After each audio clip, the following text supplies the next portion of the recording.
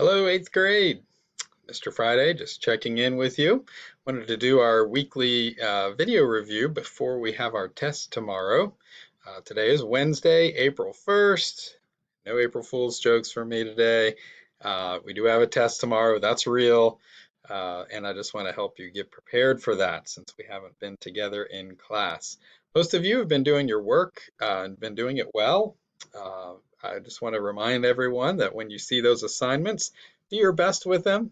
I've thought about even sending some examples of like exemplary work, but I think that you guys would recognize that just on your own that when you're engaging with the assignments, going through those questions and really trying to understand them rather than just trying to complete a task, you're going to learn a lot more that way if you're engaging with it. So I just want to encourage you to keep doing your best. You'll see feedback just through your scores. If you are getting 100s on that work, you're doing a good job.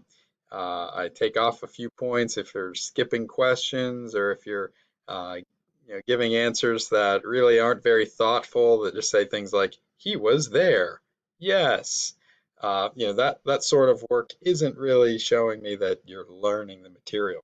And that's what this is really all about. We want you to continue learning, especially as we're away from one another. So let me just jump right into the test. What to expect? It is another web test, just like the quiz last week. I thought that went fairly well. Didn't have any big hiccups from jumping to that format. So it'll be a similar format, different, maybe some multiple choice questions. Just as a hint, some of them allow you to pick multiple answers. If it says check all that apply, that's a little bit of a hint that maybe there's more than one correct answer. Uh, so think through that, read through those questions carefully. Uh, the first question, of course, is your new memory verse, which is Acts 2:38 and 39. I'm not going to spend a lot of time going over that one right now, but I'll give you a little bit of the context. Acts chapter 2 is the day of Pentecost, when the New Testament church was born, and when the Holy Spirit was poured out on the believers gathered in Jerusalem. And Peter, in our memory verse, 38 and 39, tells the people to repent and be baptized in the name of Jesus. And then verse 39 says, for the promise is for you and for your children and all who are far off. And we've heard that before. If that sounds familiar, especially for this class who's studying the Old Testament, that's covenant language. That's the same kind of language that God gave to Abraham, to Moses, to David, to his Old Testament people. That kingdom we've been learning about all year uses the same language for New Testament believers in Christ, that the promise is for us too. And in fact, we have a greater fulfillment of the promise than they ever had in the Old Testament. Christ has come. He has given the real sacrifice for sin. And so I hope that's an encouragement as you memorize that verse, that you actually think about, boy, how does this apply to me? Uh, Going on, I'll just jump right into our notes now, and I'll try to bring up the notes where you can see them on the screen. In chapter 33, we reviewed this one last week, so I won't go into everything in super detail, but the book of Micah contained three different sermons or three different sections, and in those sermons you find all three of these themes: the denunciation of sin, where Micah announces, hey, this is what you're doing wrong, Judah. The warnings of judgment, tells them what's going to come, and then promises of mercy. So we reviewed this last week. If you want a more detailed review, go through that video, which is also posted on my YouTube channel. And then you'll find probably the thing that stands out the most from Micah is the section about the birth of Christ, right? That's the thing that most people, when you bump into Micah today in the year 2020, it's usually going to be related to this passage in Micah chapter 5, where Micah announced that Jesus would be born in Bethlehem. And just to stop and think about that for a minute, Micah lives 700 or 800 years before Christ is ever born. And here he pinpoints the little city, the little town uh, in which Jesus would be born. And of course, we even saw that long ago when we studied the book of Ruth, that Ruth and Boaz were from Bethlehem. Those were those original roots. And then, of course, when Jesus is born, why do they go to Bethlehem? There was a census. You had to go to the land of your ancestors. And so Joseph and Mary traveled to Bethlehem because they were from the line of David.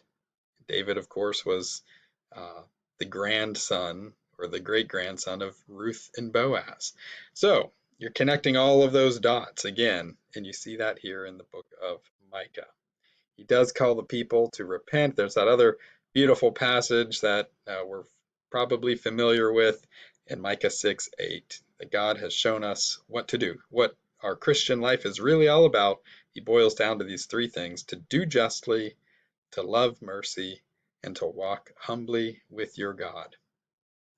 So the purpose of the book, now back to our test review, make sure you know the purposes for all the books that are on the test. That means Isaiah, Micah, Jonah, Obadiah. I feel like I'm leaving one out. So make sure you know the purpose for each of those books. Make sure that you see, for instance, Micah's is to look beyond the sin and judgment at the salvation brought by the Messiah. I'm telling you now, you each of those books, you need to know the purpose on the test. If you know those, you'll be off to a good start. In fact, I believe I have them. I'll even tell you the format. Those are going to be as multiple choices. All right. What is the purpose of Micah? I'll give you purpose of all of those books, and you have to pick this out. And that'll be the same for each of the other books as well. So just as a reminder, the test covers chapters 31 through 35, which that's beginning with Isaiah, Micah, Jonah, and Obadiah. So let's go look at Jonah. We haven't really reviewed this one yet at all, and so it's important we spend a little bit of time talking about it. I think that most of you know the story of Jonah, probably maybe in a vacation Bible school or Sunday school class. You remember the prophet who gets swallowed by a fish and he's thrown up on the beach 3 days later. Well, there's a little more going on in the book that maybe now you can understand the impact and the significance of what this prophecy was really all about. Learning about Jonah himself, he lived in Israel during the reign of Jeroboam II. This is before Assyria conquered that northern kingdom. So it's before 722, more like maybe 750, maybe 780, somewhere in there. And the purpose of Jonah, we have two distinct purposes. Really, kind of the purpose just straight out of the book itself is the first one here, is to teach Israel that God's grace is not limited only to Israel, that God's grace can extend to other nations too, like the Ninevites. There's a secondary purpose, which we will talk about in a little bit, that connects the story of Jonah with the death and resurrection of Christ. Jesus himself points to that purpose later. So what is Jonah doing? Well, he may be known as the unwilling prophet. Hopefully you know the story. God says, Jonah, go to Nineveh and prophesy, call them to repent. And instead of going, Jonah runs away. And he doesn't just, kind of hide in a corner. He gets on a boat and tries to sail about as far away as you could possibly go in those days to a place called Tarshish, which we believe is Spain. So this is all the way across the Mediterranean Sea. Jonah's trying to flee from the presence of the Lord, fleeing from this calling in his life because he doesn't want to go to Nineveh. Now, the real lesson and the real thing that I hope you learn is, why didn't he want to go? It's not just that he hated them. It's not certainly like VeggieTales. They slap people with fishes. No, that's far worse than that. There's spiritual pride in Jonah's heart. And to really understand what's going on, we need to know who Nineveh really is. They're not just the VeggieTales villains that do weird stuff. Nineveh was the capital of Assyria, right? The nation that is about to come wipe Israel out. This is their capital city. So this, Nineveh was the biggest threat to Israel and Judah's existence. And so Jonah, in his heart, he says, those people aren't worthy of God's grace. They're not worthy of God's mercy. And so he refused to go there. In fact, at the end of the book, uh, Jonah is still complaining to God. Even after he goes and preaches, he's still complaining to God and says, I knew they would repent. I knew you would be merciful to them. That's why I didn't go. And so you really see his heart there, which is a scary thing to see, that he is really prideful, really thinking that Israel and Judah have some better standing with God, that they deserved God's grace and mercy more than the Ninevites.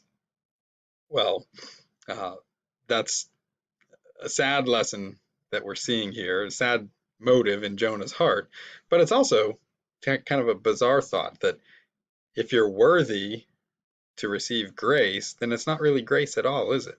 Then it's, again, back to pride, that I'm earning it, that I have achieved uh, this blessing from God. It takes the glory away from Him and puts it on ourselves.